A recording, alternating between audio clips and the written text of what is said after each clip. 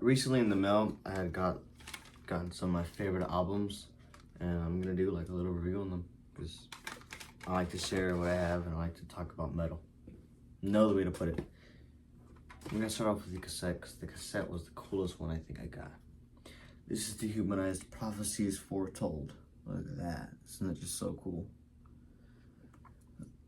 Look at that. I had heard this album. Actually, no, the first time I heard this album, I heard Fade into Obscurity.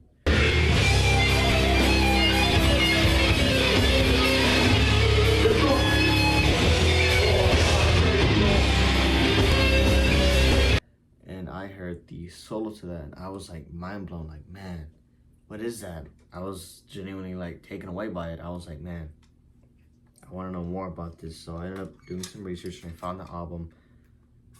And I thought I had seen the album cover before, but I'll be honest, I thought it looked a little bit silly, but it actually ended up becoming one of my favorite albums of all time. That's why I have it in cassette. I think this is a re-release of it, because here, I'll show you the cassette right here. Isn't it just so cool? Because side A, this side right here, has all like the original songs on it, and then side B has like the demos on it, which they sound just as good, you know. I think it's kind of grown a liking to me, whether I like the album more or not, but this entire album is just so good. It's New York brutal death metal, or just NYBDM, however you want to put it. I like the New York sound a lot. It's genuinely one of my favorites, because I think that hardcore influence really, like, it shows. It's not like newer or like BDM bands that try to like have like a lot of hardcore influence and not so much like blasting, which, I mean, it depends on how you want to take that. I personally have more takes on what that is, but that's another whole video. I'll probably maybe do, but I just wanted to keep things neutral around here.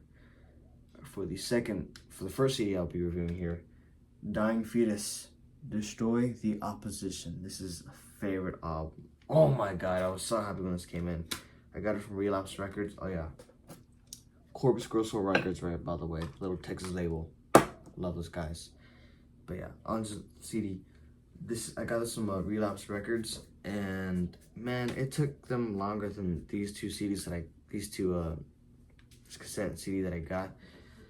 I'm not sure why it took them longer, but I remember when it came in the mail, like this little hinge here was broken, but I guess that's kind of normal because, you know, these are pretty fragile. But I mean, other than that, I mean, album sounds great. I absolutely love this album. I think Praise the Lord, Opium of the Masses is such a good opener for this album. That first riff that just not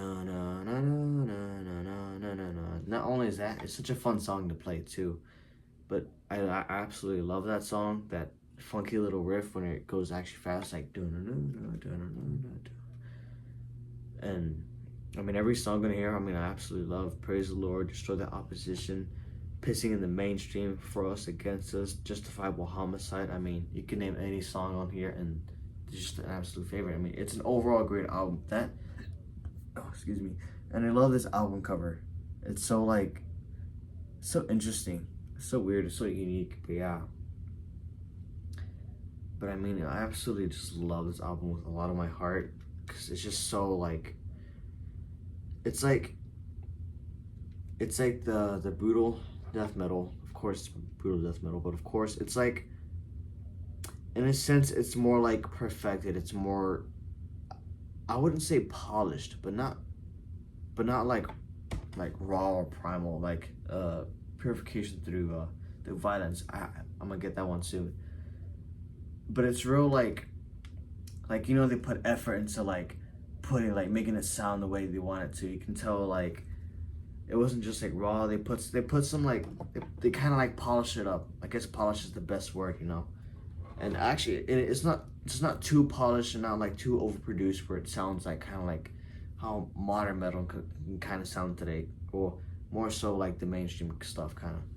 But I mean, I think it's I absolutely love this album so much. I mean, it hits all the right spots in the ear. But yeah, I mean, God, I love this album, and I play it at least like once a day when I'm doing nothing, chilling, whatever. All right, now for the third CD, one of my favorites right here again, Necrophragus, Epitaph. This right here, I love this album. It's such a highly influential album for me because not only do I like playing challenging stuff, I also enjoy a lot of like flashy kind of technical riffs. I'm not huge into the newer technical stuff, or really the over-the-top technical stuff in my opinion. Some of the newer stuff today is actually pretty good. Like one of Christian Muslimer's newer bands, I forgot the name of it, but the song was like Blood of the People, I think. I actually like that album a lot. Christian carries. But yeah, but besides that, this is like a pinnacle of tech death. I mean, it still holds up even after what, 20 years? I mean, yeah, about 20 years or so, yeah. It still holds up to, I mean, what tech death is. So like if you want to make tech death, you have to be able to play a song off here. And if you want to perfect it, I mean, you got to play everything off of this. But other than that, again, every song in here I absolutely love. I mean, I was listening to Epitaph the other day. Symbiotic in Theory is definitely the most unique and interesting one on here, because it kind of, I don't know what it is, but it just sounds so like interesting. But everything on here is amazing. The Stillborn one, Ignominous, Impel, Diminished to Be, Epitaph, Stab Wound. I mean, this is like peak performance from Christian and Muhammad, and especially the fact that they even work together, and even on the drums too, like to be able to play that fast on the drums consistently, and even like perfection, like everything is perfected in this album, you know, with the punch-ins, the recording, and this and that. It's just one of my favorite albums of all time, and it's not over the top with everything like how newer tech death is too. It's right there with the sweet spot is, and it's just like compared to Onset of Purification, wait, Onset of Putrefaction. There you go. It's more polished, you know. Its tone still holds up 20 years. I like the tone a lot in this, because it's not like, how can I describe it? It's not totally in your face. It's not totally overproduced. It's right there where you can hear just about everything perfectly, and it's right there where it's not like so like raw, where it's like you have a hard time making out the notes. You can hear everything perfectly in this album. I think the drums are a little bit quiet, because I think the guitar is what does a lot of the speaking in this album, you know. That, and overall, I mean, it's just good structure, you know, good technical complex, whatever. I mean, whatever it is that they put in this, I absolutely love it. I love everything about it. Man, I love Necrophragus. That's it for the CDs and the cassette. Lastly, but not least, I went to my local music store, and they had Bathory, Norland 1, I think. Yeah, 1. And this is a great album. It's a long album. It's about an hour long, and it even comes with like 2 records. Yeah, it comes with 2 records in it, which is insane because God, I wonder how long it took for them to record. Like, what if you mess up and like you have to like, oh, we gotta go back and do that. But yeah, after I spun the whole thing for like an hour, both of those, each record had like 2 songs on it. That's how long these songs are. But I think some of my favorites off this one were Ring of Gold, Great Hall Awaits a Fallen Brother, and like Broken Sword.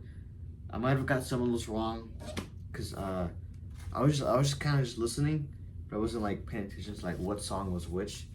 But yeah, this really leans into more with the Viking metal stuff, which I think is pretty cool, but not something I'd willingly listen to. But I think it's really cool, you know. I think it really captures the atmosphere of what a Viking would be.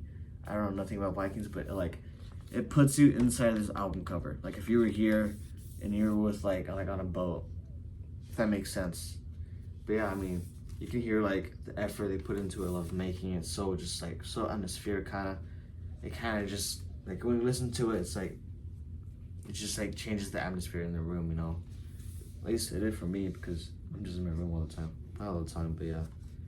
And I mean, I enjoyed it. I personally prefer Bathory's earlier stuff, like more black metal stuff, all the way up into like Blood, Fire, Death.